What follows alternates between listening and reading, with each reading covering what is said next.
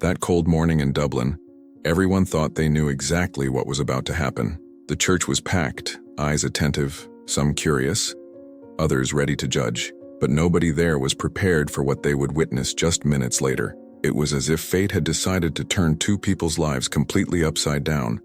In front of an audience that couldn't blink, the sound of footsteps echoed through the corridor, and the air seemed thicker. An unexpected detail made half the guests hold their breath, and the silence that followed was so heavy that even the sound of rain outside seemed to have stopped. What happened there, in that instant, would change not just one day, but the entire future they imagined having together. The fine rain fell over Dublin like a translucent veil, each droplet catching the amber glow of the street lamps that lined the cobblestone path to St. Mary's Pro-Cathedral. The Gothic towers pierced the gray November sky, and inside, the ancient stone walls seemed to hold their breath.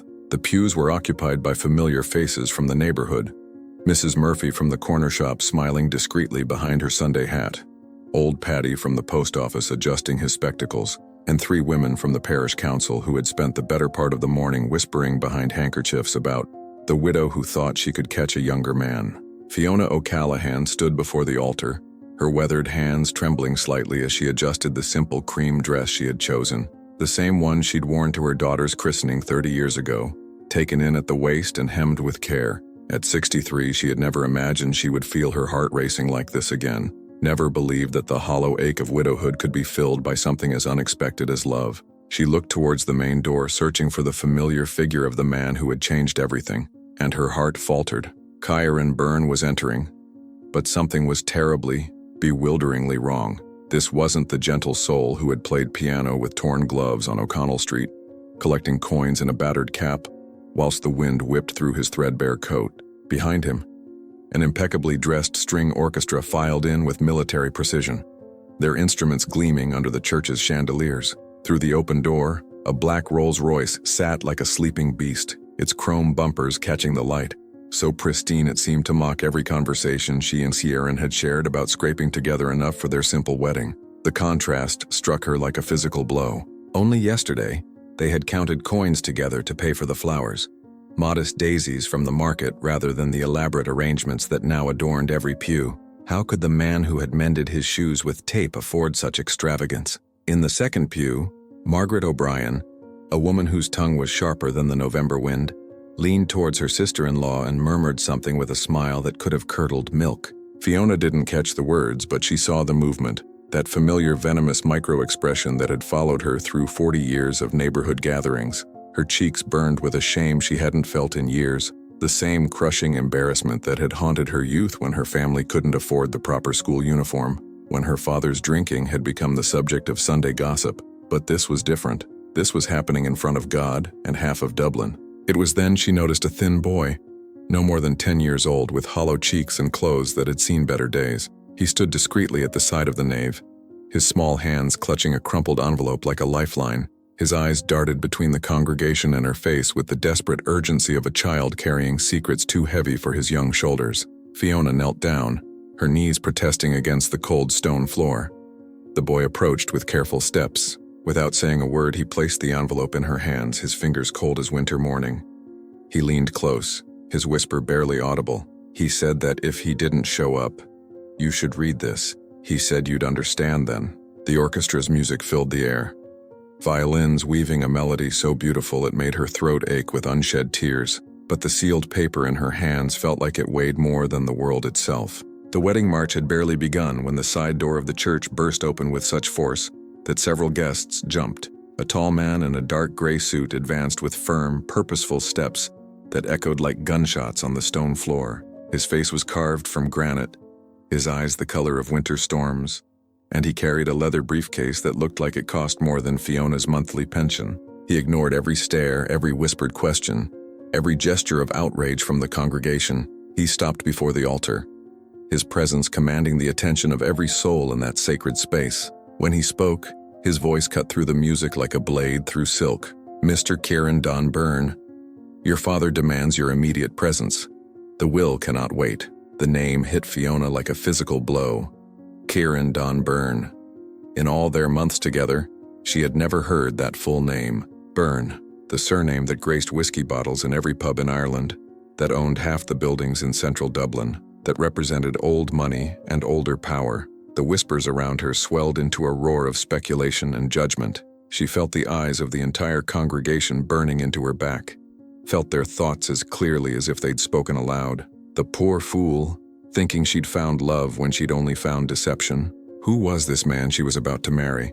And what did a will, and a father she'd never heard mentioned, have to do with the gentle soul who had won her heart with simple kindness and quiet music? The murmur spread through the church like wildfire through dry autumn leaves. Byrne. The name carried weight in Dublin that could bend steel and break spirits. It was a surname that graced the bottles of Uisc Ibiza that sat on shelves from Galway to Cork, that owned the distillery where generations of Dublin men had earned their daily bread, that appeared on the brass nameplate of one of the most prestigious legal firms on Dame Street. The Byrne family wasn't just wealthy. They were Dublin royalty, the kind of old money that had survived famines, wars, and every political upheaval Ireland had endured. Fiona felt the heat rise in her cheeks, a burning shame that started in her chest and spread outward like spilled tea on white linen. Around her she could hear the whispers growing bolder, the speculation becoming more vicious with each passing second. Mrs. Carroll, who ran the flower shop and had always treated Fiona with barely concealed disdain, leaned forward in her pew with the hungry expression of someone who had just discovered the neighborhood's most delicious scandal. "Did you know?" someone whispered behind her. "All this time and she had no idea she was marrying into that family?" The words cut deeper than any blade ever could. Fiona's hands trembled as she clutched the mysterious envelope, the paper now damp with her perspiration. Everything she thought she knew about Kieran, their quiet courtship, their shared struggles with money, their plans for a simple life together, suddenly felt like an elaborate lie. The priest, Father McMahon, who had baptized half the congregation and buried the other half, stood frozen behind his prayer book. His weathered face, usually so composed during decades of conducting ceremonies both joyful and tragic, now showed the bewilderment of a man watching his carefully planned service dissolve into chaos. The poor man had married countless couples, from the poorest laborers to the occasional merchant's daughter, but nothing had prepared him for this moment. Kieran remained perfectly still at the altar, but Fiona could see the tension in his shoulders, the way his jaw clenched as if he were fighting some internal battle. He didn't look surprised by the interruption. He looked resigned, like a man who had been waiting for this sword to fall. The realization struck her like a physical blow. He had known this was coming. He had expected it. Perhaps he had even planned for it. The man who had introduced himself as Seamus Kilduff, a name that carried its own weight in Dublin's legal circles, carefully withdrew an envelope sealed with dark red wax from his briefcase. The wax bore an impressive family crest that caught the light from the stained glass windows, casting small rainbows across the church floor. Even from where she stood, Fiona could see the quality of the paper, the careful attention to detail that spoke of tradition and formality. "There are clauses that require your immediate presence, Mr. Byrne," Seamus continued, his voice carrying the authority of someone accustomed to being obeyed without question. "These matters cannot be delayed for personal ceremonies." The words hung in the air like smoke from a funeral pyre, and Fiona felt something precious dying inside her chest. The simple faith she had placed in the man she thought she was marrying. Fiona gripped the envelope from the mysterious boy tighter, her knuckles white against the cream fabric of her dress. She didn't dare open it. Not here, not in front of all these people who were already judging her every breath, every expression, every gesture, but the weight of it seemed to grow heavier with each passing moment, as if whatever truth it contained was fighting to escape. Her mind raced back through their courtship, searching for signs she had missed. The way Kieran sometimes paused before speaking about his past, the careful vagueness when she asked about his family, the nights when she would catch him staring into the distance with an expression of profound sadness. She had attributed it all to the natural mysteries that exist between two people, learning to love each other. Now she wondered if she had been willfully blind to clues that would have been obvious to anyone else. The congregation's whispers grew more animated, more cruel. She could hear fragments of conversations, playing the poor musician when he's worth millions, that poor woman being made a fool of, wonder if she knew, and was just after his money. Each word was like a needle finding its mark, piercing the careful dignity she had built around herself over decades of widowhood. Father McMahon cleared his throat, the sound echoing in the suddenly tense atmosphere. But before he could attempt to resume the ceremony, Seamus Kilduff spoke again, his cold eyes moving from Kieran to Fiona, with the calculating gaze of a man accustomed to reading people's weaknesses. "Mrs. O'Callaghan," he said, his voice softly formal but carrying an undercurrent of something that made her skin crawl. "If I may offer some counsel? This wedding perhaps ought not proceed until certain truths have been properly clarified." The silence that followed was so profound that Fiona could hear her own heartbeat thundering in her ears. It seemed to press down on her from all sides, suffocating and heavy. She felt trapped between the man she thought she loved and a congregation that was watching her humiliation unfold like some terrible form of entertainment. The beautiful music had stopped. The flowers seemed to mock her with their cheerful colors, and the sacred space that should have blessed their union had become an arena for her public shame. She looked at Kieran, searching his face for some explanation, some sign that this was all a mistake or misunderstanding. But what she saw there made her stomach drop like a stone into deep water. There was guilt in his eyes, and sorrow, and something that looked terrifyingly like pity. He knew, he had always known. And somehow that knowledge made everything infinitely worse. The priest's voice, when it finally came, sounded as shaky as her own faith felt. Perhaps we should indeed postpone this ceremony until these matters can be resolved." Each word felt like a nail in the coffin of her dreams, and Fiona realized that her fairy tale had just become a nightmare in front of half of Dublin. The evening before what should have been her wedding day, Fiona had sought refuge in O'Malley's pub, a cramped establishment that smelled of decades of tobacco smoke, spilled porter, and the yeast from bread that Mrs. O'Malley baked daily in the back kitchen. The pub sat on a narrow street off Grafton, its windows fogged with condensation, and its interior lit by dim bulbs that cast long shadows across worn wooden tables, scarred by generations of conversations, arguments, and quiet desperation.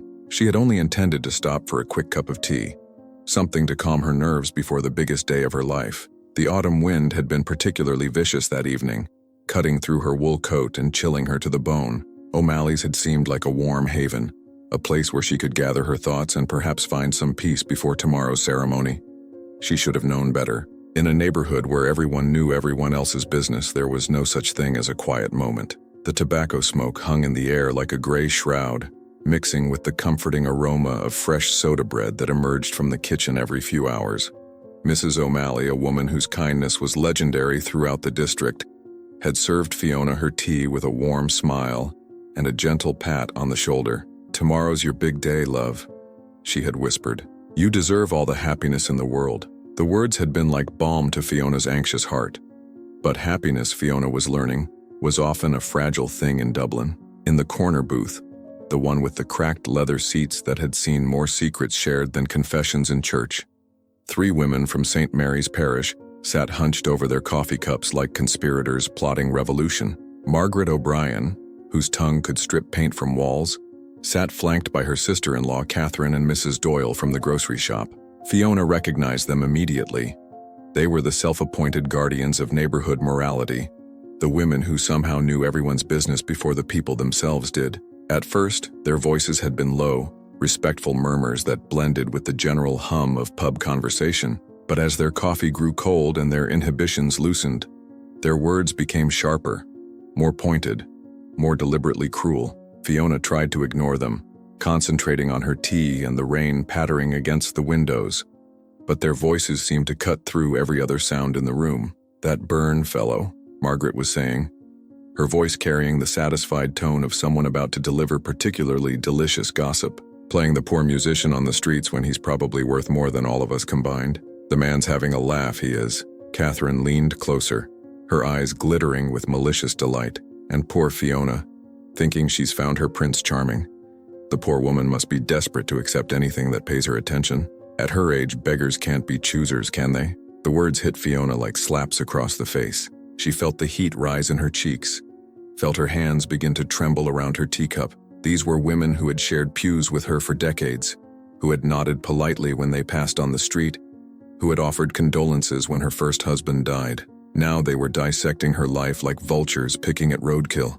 Mrs. Doyle's laugh was particularly cutting. "Did you see her at the market yesterday?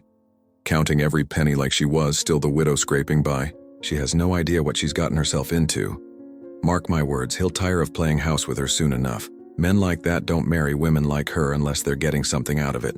"Something," Margaret repeated with emphasis. or someone wants them to disappear quietly. You don't suppose she knows about the money and is playing innocent, do you? Women her age can be surprisingly cunning when they need to be. The cruelty was breathtaking in its casual brutality. Fiona felt tears prick at her eyes, felt her carefully constructed dignity beginning to crumble. She had spent months building up the courage to trust again, to believe that love could find her even in the autumn of her life. These women were systematically destroying that faith with every poisonous word. What Fiona didn't notice, what she couldn't have seen from her position near the bar, was the figure standing motionless in the shadow of the pub's entrance. Kieran Byrne had arrived to collect her, as they had arranged, but something in the tone of the conversation had made him pause. His hand was frozen on the door handle, his face growing paler with each word that reached his ears. The conversation in the corner booth continued, each revelation more hurtful than the last. They discussed her pension, her modest flat, her daughter who lived in America and rarely called. They picked apart her dress, her hair, her age, her prospects. They reduced her entire life to a series of deficiencies that apparently made her unworthy of love or respect. Fiona felt herself shrinking with each cruel observation, felt decades of carefully maintained self-worth evaporating like morning mist. When she finally gathered the courage to leave, placing a few coins on the bar with shaking hands, she walked past the three women without acknowledgement, but she felt their eyes following her, felt their satisfaction at having delivered their verdict on her life and found it wanting. The night air outside was cold and sharp, but it felt clean compared to the poisonous atmosphere she had just escaped. Kieran was waiting on the pavement, his face a mask of pain and something that looked like resignation. He had heard it all, every word, every cruel laugh, every casual dismissal of the woman he claimed to love. When he looked at her, Fiona saw something she had never seen before. Pity. Not love, not concern, but pity. The realization cut deeper than anything the women inside had said. "They don't know anything about us," he said quietly, his voice carrying a weariness that seemed to age him before her eyes. He leaned down and kissed her forehead, a gesture that felt more like goodbye than goodnight, and then turned to walk away. But Fiona sensed that something fundamental had changed in that moment. The way he looked at her, the careful distance he maintained, the words he didn't say. It all suggested that those cruel voices in the pub had planted seeds of doubt that were already beginning to grow. The next morning, as Fiona was adjusting her wedding dress one final time, there was a knock at her door. She opened it to find a man in an expensive suit, not Seamus Kilduff, but someone else entirely, someone whose very presence seemed to emanate authority and money. He was young, polished, and carried himself with the confidence of someone who had never been told no. In his hand was an envelope, thick and cream-colored, the kind of paper that whispered of wealth and importance. "Mrs. O'Callaghan," he said with a smile that never reached his eyes, "this is an offer from the Byrne family. Enough money to ensure you live comfortably for the rest of your life, provided you step away from this unfortunate situation immediately." Fiona looked at the envelope, heard the distant sound of piano music drifting from somewhere in the neighborhood, and in one swift movement, tore the check into 4 precise pieces. The paper fluttered to the ground like confetti, settling around the man's polished shoes. His smile vanished, replaced by something cold and calculating. "Mrs. O'Callaghan," he said quietly, "you're going to regret that decision." 2 days after the wedding that never was, Fiona and Kieran found themselves seated in the hushed silence of Trinity College Library's private reading room. The space felt like a cathedral, dedicated to knowledge rather than prayer. Towering bookcases reached towards vaulted ceilings, their shelves lined with leather-bound volumes that had witnessed centuries of Dublin's history. The afternoon light filtered through tall windows, casting geometric patterns across the polished mahogany table, where Seamus Kilduff was methodically arranging a collection of legal documents. The air itself seemed heavy with the weight of secrets about to be revealed. It carried the distinctive scent of aged paper, leather bindings, and the faint trace of beeswax polish that the library staff used to maintain the ancient wood. Even the sound of their breathing seemed muted, as if the very walls demanded reverence for the gravity of what was about to unfold. Fiona sat with her hands folded in her lap, still wearing the simple navy blue dress she had hastily changed into after fleeing the church. Her wedding dress hung in her wardrobe at home like a ghost of dreams that had died before they could take their first breath. Beside her, Kieran appeared to be carved from stone, his face impassive, his eyes fixed on some invisible point beyond the lawyer's shoulder. The silence between them was not the comfortable quiet of two people who understood each other. but the tense stillness of strangers trapped in circumstances neither had chosen. Seamus Kilduff, for his part, seemed entirely at ease with the dramatic tension he was orchestrating. His movements were precise and deliberate as he opened his briefcase and withdrew a thick folder bound with red ribbon. From within this folder, he produced an envelope that commanded immediate attention, cream-colored paper of obvious quality, sealed with deep burgundy wax that bore the impression of the Byrne family crest. The seal had never been broken. Whatever secrets lay within had remained undisturbed since the day they were written. "This," Seamus announced, his voice carrying the formal gravity that only lawyers seemed able to summon at will, "is the final will and testament of Mrs. Marie Byrne, deceased these 2 years past. There exists within this document a clause that could only be executed in the presence of her son, Ciaran, and only under very specific circumstances." The lawyer's eyes moved between Fiona and Ciaran, with the calculating gaze of a man accustomed to reading human nature as easily as legal documents. Mrs. Byrne was, shall we say, a woman of particular opinions about the direction her family's legacy should take. She was not entirely satisfied with the business practices of her surviving relatives. Fiona felt her throat tighten. Every word Seamus spoke seemed to pull her deeper into a world she had never asked to enter, a world of family politics and financial manipulation that felt as foreign to her as a distant planet. She thought of her simple life, her modest pension, her small flat with its second-hand furniture and carefully tended window box, and wondered how she had become entangled in this web of wealth and power. Seamus broke the wax seal with ceremonial care, unfolding the heavy paper with the reverence due to a document that could reshape lives with a few carefully chosen words. As he began to read, his voice took on the cadence of a man delivering a verdict that would echo through generations. "To my beloved son Ciaran," he began, "if you are hearing these words, it means you have reached a crossroads that will define not only your future, but the future of our family's legacy. The inheritance I leave is not merely financial. It is a test of character, a challenge to prove whether the Byrne name will continue to stand for integrity or succumb to the greed that has already corrupted too many of our blood." Fiona glanced at Ciaran, searching his face for some hint of surprise or emotion, but found only that same stony resignation she was learning to recognize. He had known this moment would come. Perhaps he had been dreading it for years. Seamus continued reading, his voice growing more solemn with each paragraph. "The conditions for inheritance are as follows. The beneficiary must agree to return to active management of Byrne and Sons, must marry without any form of prenuptial agreement that would protect the family assets from his spouse, and must live according to the guidance and decisions of the family council in all matters relating to business and personal conduct." The words hung in the air like a pronouncement of doom. Fiona felt a chill that had nothing to do with the autumn weather outside. This wasn't just about money.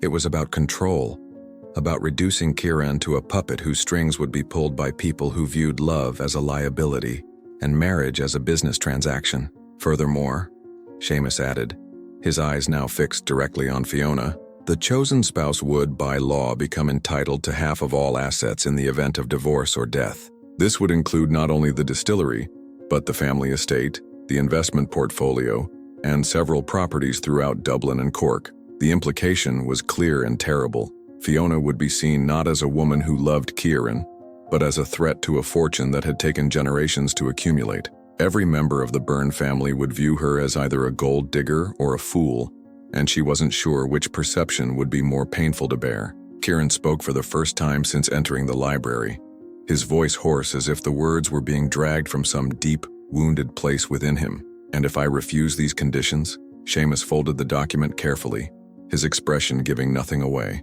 "Then you forfeit all claim to the inheritance. The assets would be distributed among your cousins, who have already demonstrated their eagerness to accept the family council's authority. You would retain nothing. Not the family name in any legal sense, not the properties, not even the small allowance that has been providing your current lifestyle." The revelation hit Fiona like a physical blow. Even now, even living as a street musician with torn gloves and threadbare clothes, Ciaran had been receiving money from his family. How much of their relationship had been built on deception? How many of the struggles she thought they had shared had been nothing more than performance on his part? "The family council," Seamus continued, "has expressed particular concern about the suitability of your intended bride. They have authorized me to present alternative arrangements that might be more appropriate to your station." Fiona felt her cheeks burn with humiliation.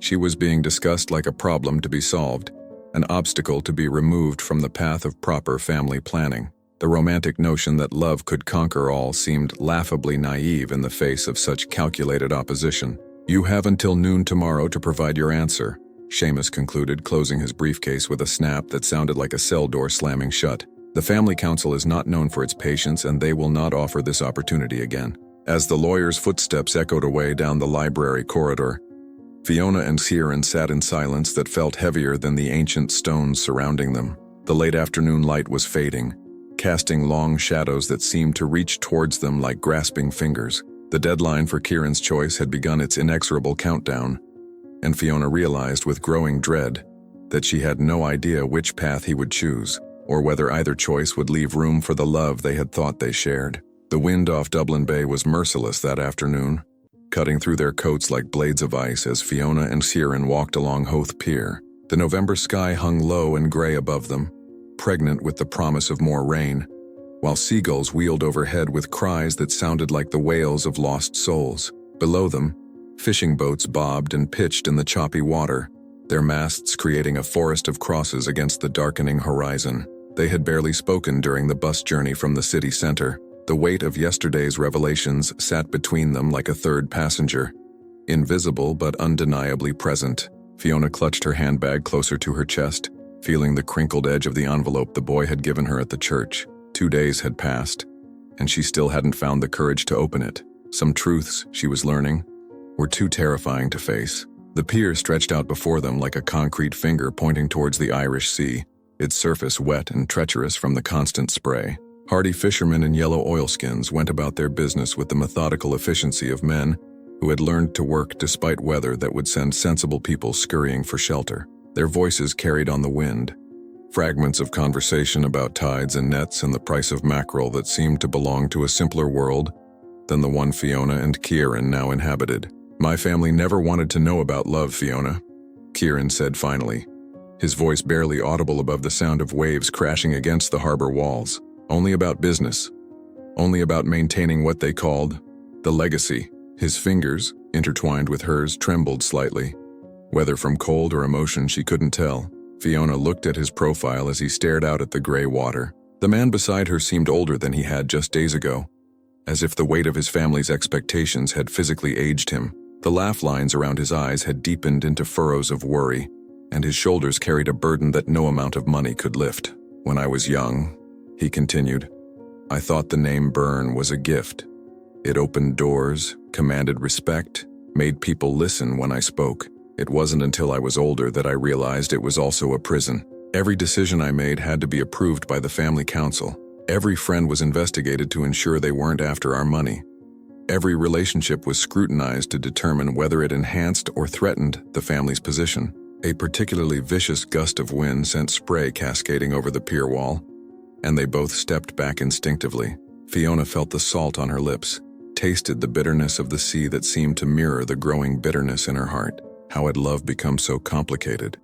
How had the simple desire to spend her remaining years with a kind man become entangled in generations of family politics and financial manipulation? "That's why I left," Kieran said, his voice growing stronger, as if the confession was giving him courage. 10 years ago, I walked away from it all, told them I wanted to live as a normal person, earn my own way, make my own choices. They cut off my allowance, froze my accounts, told everyone I was having some sort of breakdown. For a while, I truly believed I was free. Fiona felt her chest tighten. "But you weren't, were you?" "No." The word was torn from him like a physical thing. "They kept finding ways to pull me back. A small allowance here, a favor there. Always just enough to make me dependent without making me comfortable. I told myself I was maintaining my independence, but I was really just existing on their terms instead of living on my own." They had reached the end of the pier now, where a red navigation buoy marked the boundary between the safe harbor and the open sea.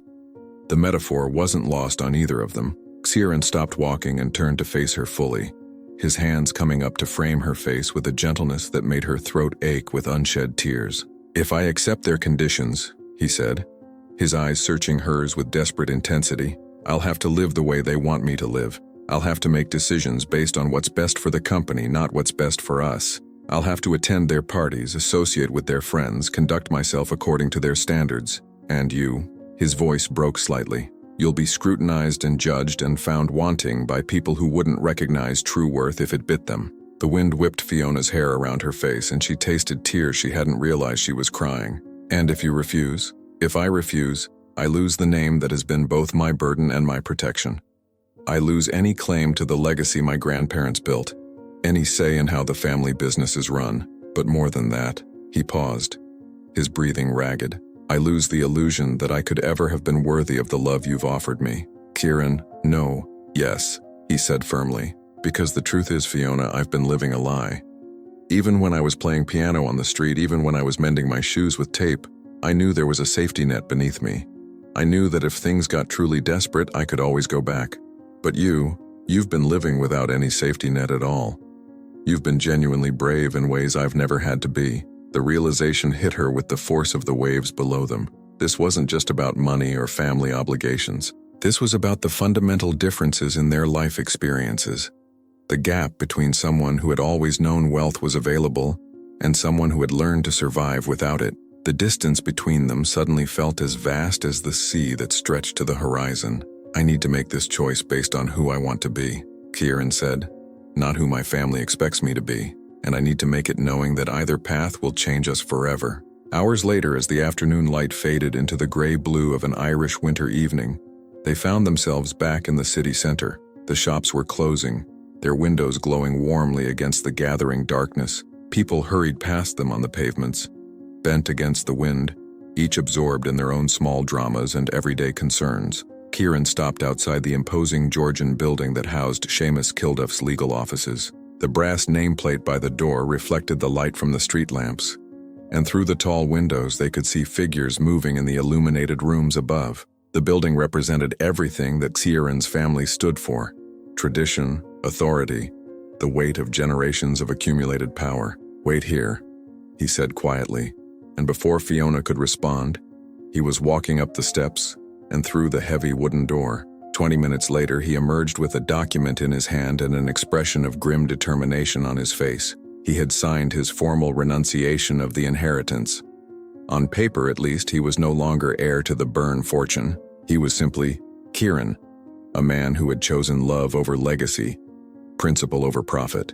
But as they walked away into the Dublin night, neither of them could shake the feeling that this decision had set in motion consequences they couldn't yet imagine. In the complex world of family law and inherited wealth, nothing was ever as simple as it appeared on the surface, and in a locked drawer in Seamus Kilduff's office, a second envelope waited, one that contained a clause so unexpected, so carefully crafted by the late Mairead Byrne, that it would transform everything they thought they knew about choice, sacrifice, and the true nature of the inheritance that had torn their lives apart. Seamus Kilduff stared at the signed renunciation document as if it were a rare manuscript that might crumble to dust at any moment. The paper seemed to glow under the warm light of his desk lamp, the black ink of Kieran's signature still slightly wet, marking what everyone in the room believed to be the end of a family legacy that had endured for over a century. But there was something in the lawyer's expression, a mixture of anticipation and barely concealed excitement, that suggested this moment was not an ending at all,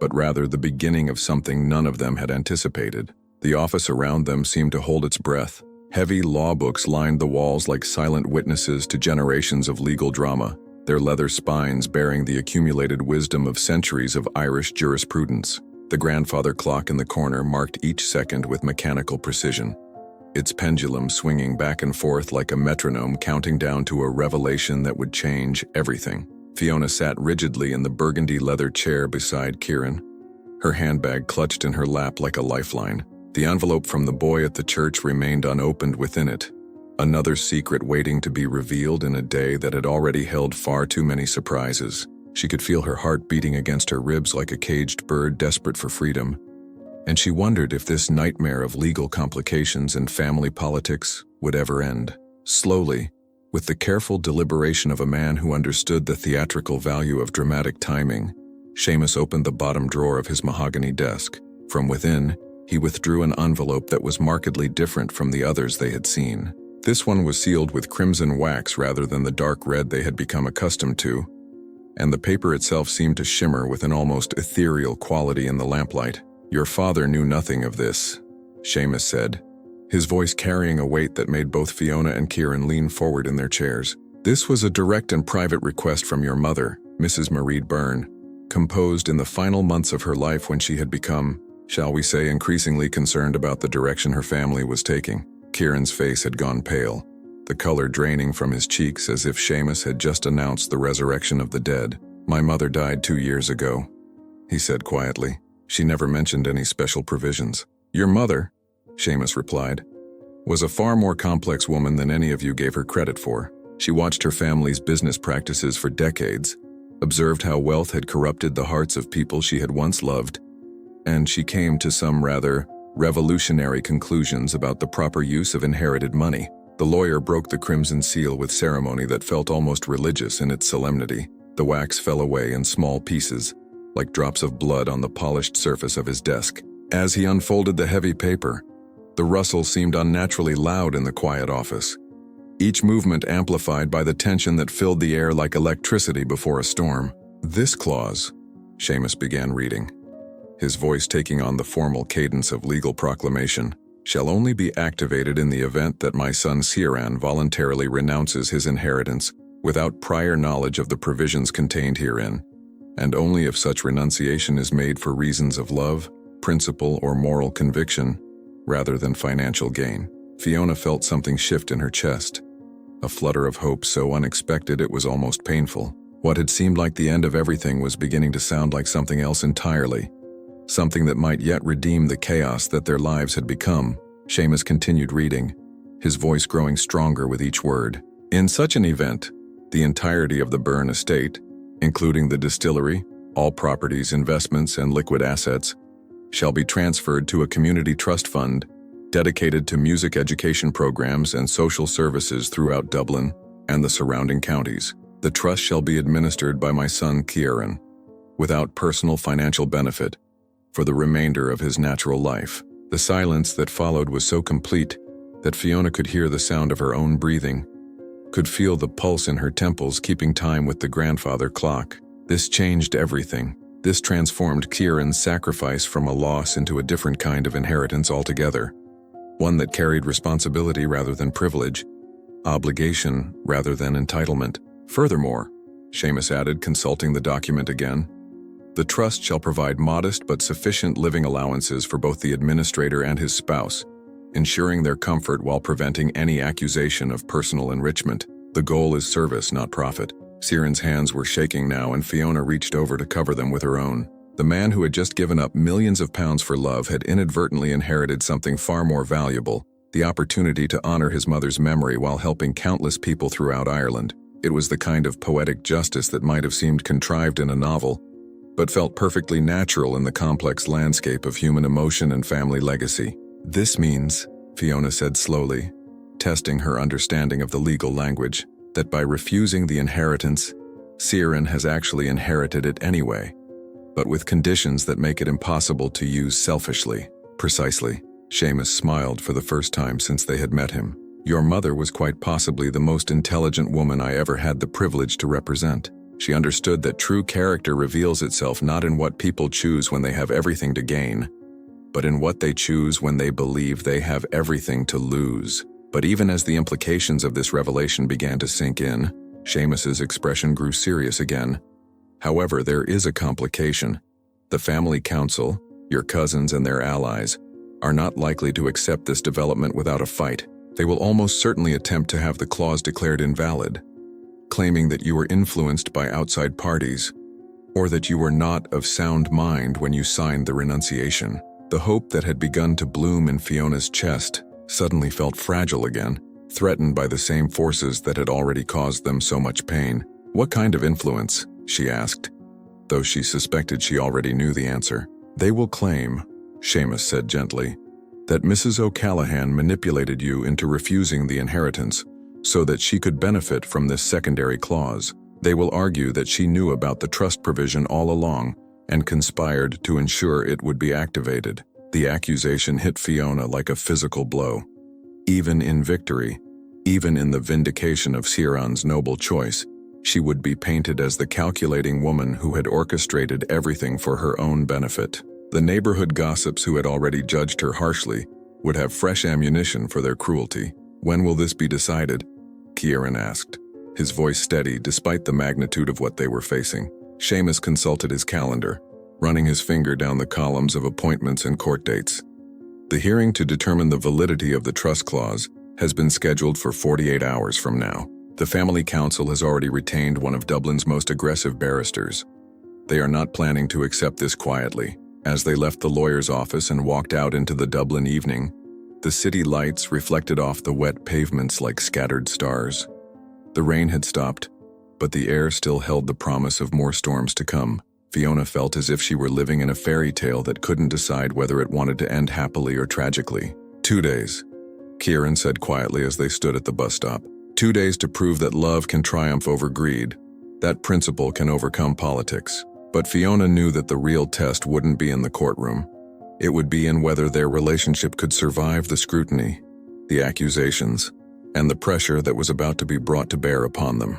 The next 48 hours would determine not just the fate of the Byrne inheritance, but the future of everything they had tried to build together. The Four Courts building loomed against the grey Dublin sky like a monument to justice itself, its neoclassical dome and imposing columns speaking of centuries of legal precedent and moral judgment. Inside, the courtroom buzzed with an energy that felt more like a theater before a highly anticipated performance than a place of solemn legal proceedings.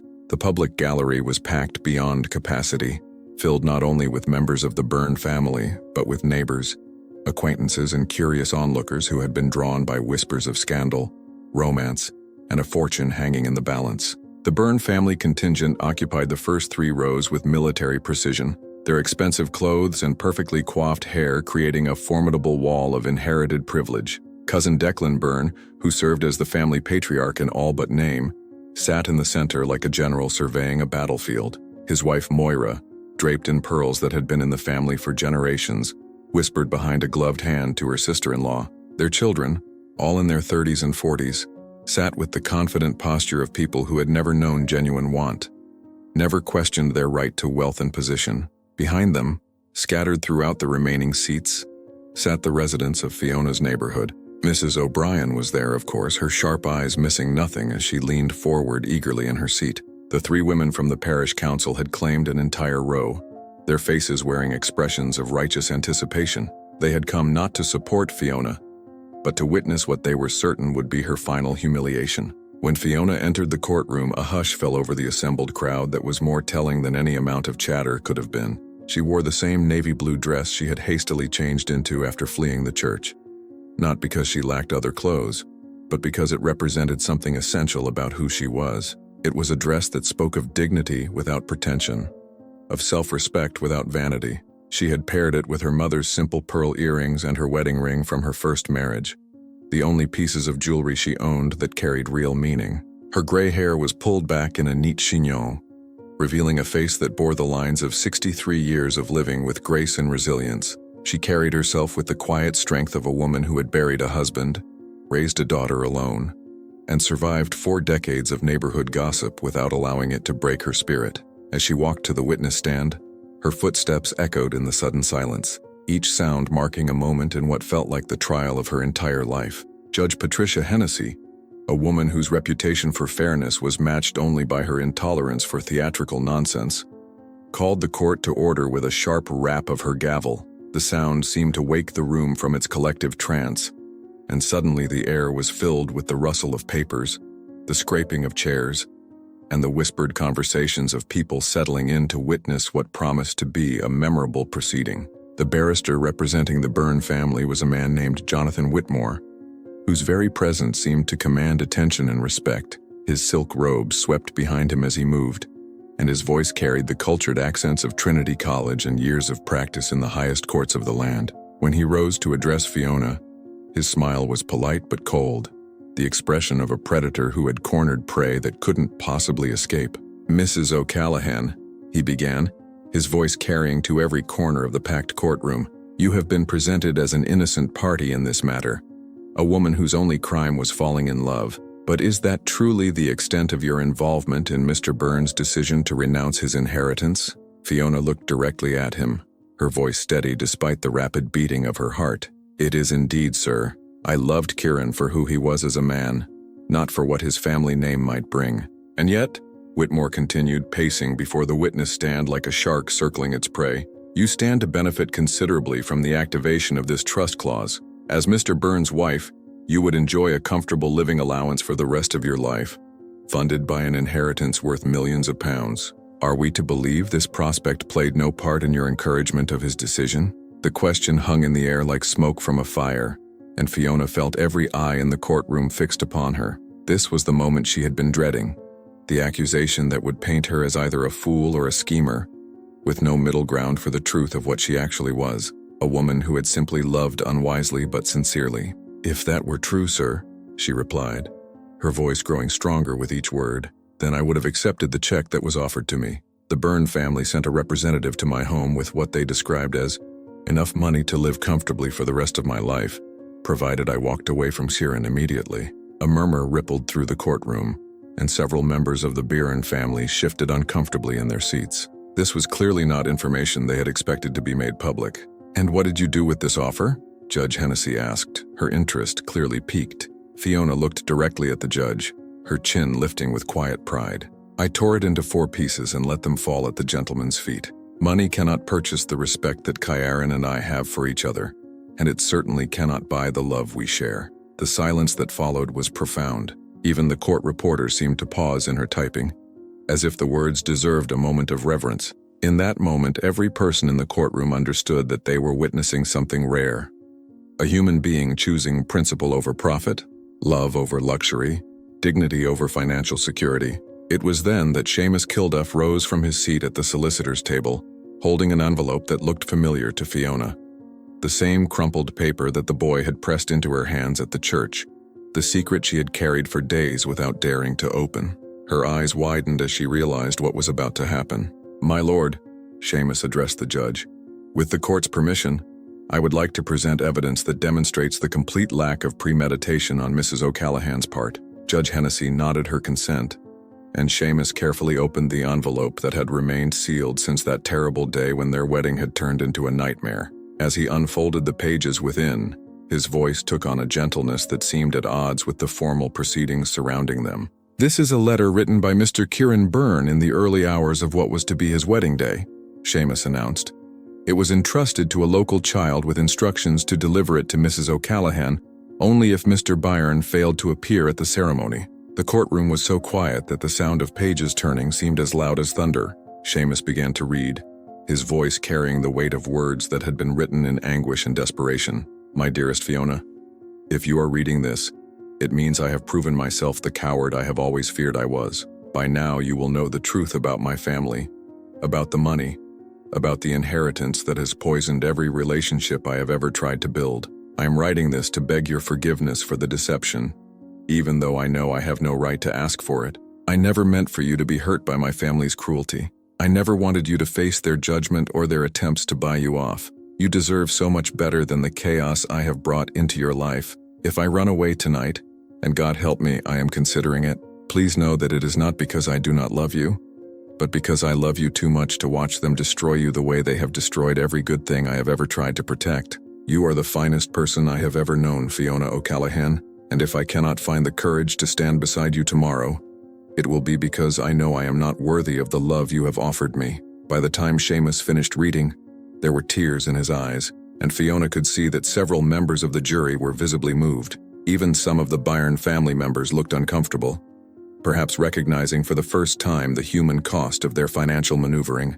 Fiona wiped tears from her own cheeks, remembering the agony of that day, the confusion and humiliation she had felt when everything fell apart. But now, hearing Kieran's words, understanding the torture he had endured in making his choice, she felt her heart break and heal simultaneously. Judge Hennessy looked from the letter to Fiona to the assembled crowd, her expression thoughtful and grave. "Mrs. O'Callaghan," she said quietly, "you carried this letter unopened for days. Why did you not read it immediately?" "Because, my lord," Fiona replied, her voice thick with emotion, "I was afraid it would tell me that everything I believed about love was wrong. I was afraid it would prove that I was just a foolish old woman who had misunderstood kindness for affection. And now that you have heard it, Fiona looked across the courtroom to where Kieran sat, his face etched with pain and love and hope. Now I know that love is even more complicated and more precious than I thought, and that sometimes the greatest act of love is being willing to face the worst together rather than facing it alone. Judge Hennessy nodded slowly, her gavel poised above its block. The court will recess for deliberation. I will announce my decision within the hour. As the courtroom erupted into whispered conversations and shuffling feet, Fiona remained in her seat, finally understanding that whatever the judge decided, she had already won something far more valuable than money. She had discovered that her love was strong enough to survive the worst kind of testing, and that she was brave enough to defend it in front of the entire world. The gavel's sound echoed through the four courts like a church bell announcing salvation. Judge Hennessy's voice was clear and unwavering as she delivered her verdict. The secret clause of Mrs. Marie Byrne is hereby deemed valid and legally binding. The community trust shall be established immediately, with Mr. Ciaran Byrne serving as lifetime administrator without personal financial benefit, beyond the modest living allowance specified. A collective sigh swept through the courtroom, some of relief, others of disappointment.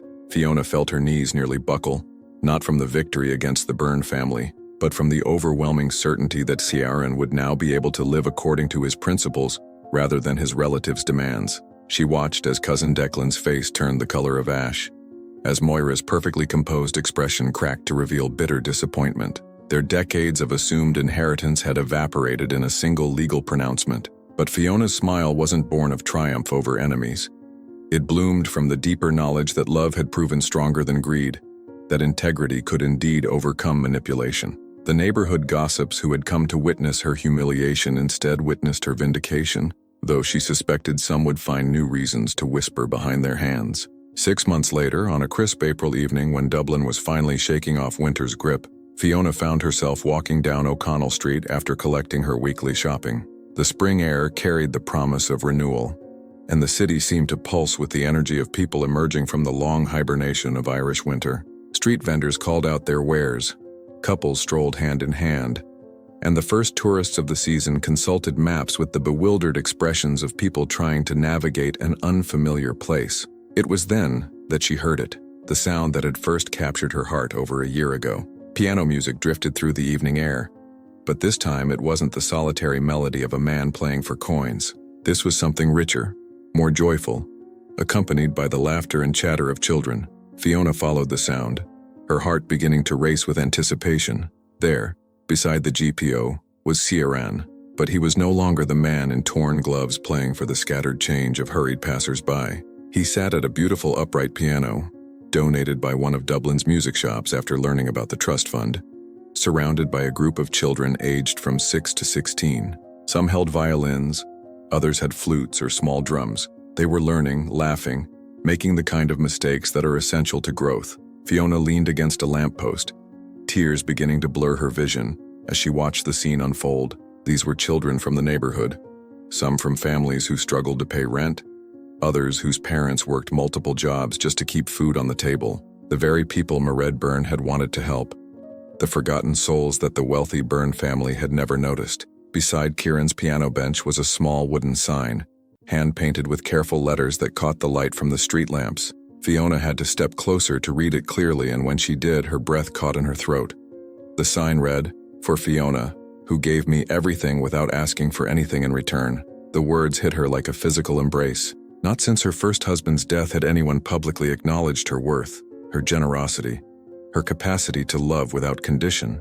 To see her name there, painted with such care, marking a place where children were learning to create beauty from nothing, it felt like the greatest monument anyone could have erected to her memory, though she was still very much alive to appreciate it. One of the children, a girl of about 10 with pigtails and a gap-toothed grin, noticed Fiona watching and tugged on Kieran's sleeve. He looked up, his fingers pausing on the keys, and his face lit up with the same expression of wonder and gratitude that had first made her fall in love with him. But now there was something else there too, peace, the contentment of a man who had found his true purpose in life. "Mrs. Byrne," the little girl called out, using the name that Fiona had legally taken after a quiet civil ceremony 3 months earlier. "Come listen to the song we learned for you." Fiona approached the group, her heart so full it felt as though it might overflow. The children gathered around the piano with the eager energy of young performers about to debut their masterpiece. Kieran's hands found the keys again, and he began to play a simple melody, Danny Boy, but arranged for their small ensemble. As the children played, their music imperfect but utterly sincere, Fiona thought about the journey that had brought her to this moment. The humiliation in the church, the cruel gossip in the pub, the terrifying court hearing, all of it had been necessary to arrive at this place where love had transformed not just 2 lives, but dozens of young lives as well. The trust fund that Mairead Byrne had so cleverly constructed was working exactly as intended. Music lessons were being offered to any child whose family couldn't afford them. Instruments were loaned or given to students who showed promise. Small grants helped families pay for transportation to lessons or performances. The money that might have been hoarded by the Byrne family was instead flowing through the community like water nourishing thirsty soil. When the song ended, the children broke into applause and chatter, proud of their performance and eager to share their excitement with anyone who would listen. Fiona found herself surrounded by young voices telling her about their progress, their dreams, their hopes for the future. Some wanted to join the National Symphony Orchestra. Others simply loved the way music made them feel. All of them had been given opportunities they never would have had without Mairead Byrne's foresight and Kieran's sacrifice. As the evening grew darker and parents began arriving to collect their children, Fiona and Kieran found themselves alone beside the piano. The streets around them hummed with the familiar sounds of Dublin life, but in their small circle of lamplight, the world felt quiet and complete. "Do you ever regret it?" Fiona asked, her hand resting on his arm. "Giving up all that money, all that comfort?" Kieran looked at her with eyes that held no shadow of doubt. "How could I regret the choice that led me to this? To you, to them." He gestured toward the departing children, "to a life that actually means something." They walked home together through the Dublin streets, past the shops closing for the night, and the pubs beginning to fill with their evening crowds. Their flat was small, 2 rooms above a bakery that smelled perpetually of fresh bread and Irish coffee. The furniture was secondhand but comfortable, the walls decorated with children's artwork gifted by grateful students. It wasn't the life that either of them had imagined when they first fell in love. It was something far better. A life built on shared purpose, mutual respect, and the daily proof that love could indeed transform the world, one small act of kindness at a time. That night, as Fiona prepared for sleep, she thought about the path that had brought her to this place of contentment. The money she had never had, the status she had never achieved, the judgment she had endured from people whose opinions ultimately mattered less than dust. None of it compared to the weight of knowing that she had loved well and been loved in return. In the morning, there would be more children to teach, more music to share, more opportunities to prove that the greatest inheritance anyone could leave was not wealth, but the knowledge that one life had made other lives better. And Fiona O'Callaghan Byrne, who had once been dismissed as a foolish widow chasing impossible dreams, would wake beside the man who had chosen love over legacy, knowing that they had found the only treasure that truly mattered. The piano music would continue to drift through the Dublin streets, and somewhere in the sound of those imperfect but joyful melodies, the spirit of Mairead Byrne would smile, knowing that her final gamble on love had paid dividends that no bank could ever calculate.